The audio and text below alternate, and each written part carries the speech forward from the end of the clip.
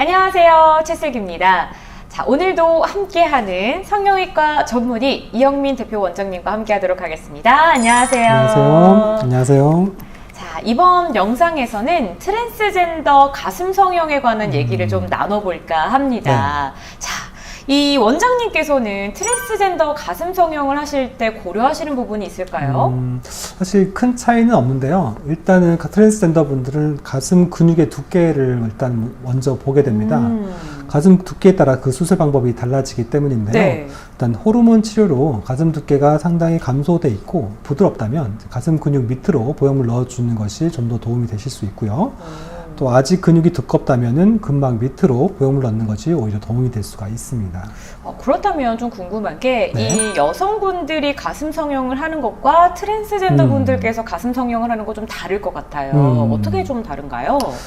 이 가슴 근육에 따른 보형물 위치 선정을 제외하면은 사실 크게 다르진 않습니다. 네. 그러나 수술 전후에 주의할 점은 있습니다. 여성 호르몬 치료를 하는 경우에는 여성 호르몬은 이제 출혈을 쉽게 유발시킬 수가 있기 때문에 네. 수술 전 일주일 전에는 중단하는 것을 권유드리고요.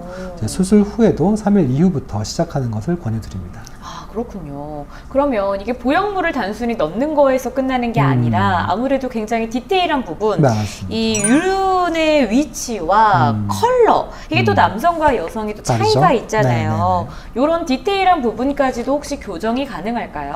네, 가능합니다. 일단 유두가 과하게 작은 경우에는 이제 유두를 만들어준 수술을 할 수가 있고요. 네. 또 유륜이 생각보다 크게 작은 경우에는 유륜 컬러, 반영구 문신을 통해서 주변에 색깔을 더해주기도 합니다. 그러면 이 트랜스젠더 분들께서는 보통 이제 그 여성 호르몬을 맞으시는 경우가 많잖아요. 이것과 이 수술은 어떤 식으로 좀 병행이 돼야 될까요? 일단 호르몬 치료는 개인차가 많다는 것부터 우선 말씀드려야겠네요. 사실 몇 년 동안 받으시더라도 이제 근육이 충분히 얇아지지 않는 경우가 있고요. 얼마 되지 않으시더라도 근육이 충분히 얇아지는 경우도 있습니다. 네. 그렇기 때문에 가슴 수술만을 위해 꼭 언제부터 맞아야 되는 기준은 없습니다. 수술 전후로 일시적으로 중단하거나 다시 시작할 수 있는 시기만 주의하시면 되겠습니다. 그럼 보형물의 크기가 커졌을 때 생기는 문제점도 있을 것 같아요. 네, 절대적인 보형물의 용량보다는 이제 가로지름과 세로 높이에 따라서 나눠서 생각하는데요. 네. 일단 가로지름이 개개인의 기준 이상으로 넓어지게 되면 감각신경 손상이 올 수가 있겠고요.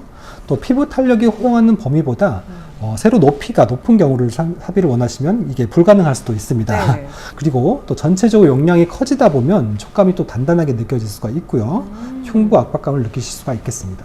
근데 굉장히 디테일한 부분을 신경을 많이 써야 돼서 네. 확실히 이 분야는 전문가를 찾는 게 굉장히 중요할 거라는 생각이 드는데, 이 가슴 확대 수술을 했을 때 여성분들이 수술하고 나서 가지는 촉감이나 이런 육안으로 봤을 때 느낌이 또 다를 것 같은데 이 부분이 어떨까요, 혹시? 네, 사실 특별한 차이는 없다는 게 제 결론인데요.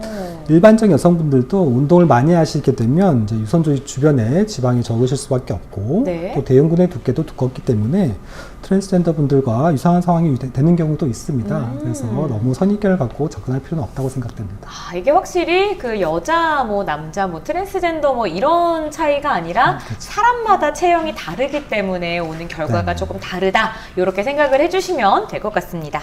그러면 수술을 앞두고 계신 분들을 위해서 원장님께서 한마디 해주세요. 네, 가슴 수술은 트랜스젠더 분들이 받는 가장 큰 수술 중에 하나일 것입니다. 그만큼 오랫동안 고민하시는 분도 많고 최근에 수년간 고민하시다가 결국 수술을 받으신 분도 계시는데요.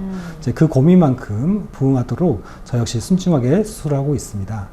주의사항만 잘 지켜주신다면 출혈이나 감각 이상 다른 부작용 없이도 아름다운 가슴을 가질 수 있기 때문에 성형외과 전문의와 충분히 상의하시기 바라겠습니다.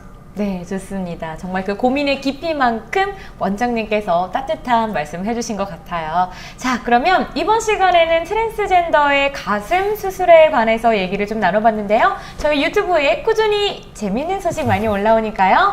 좋아요.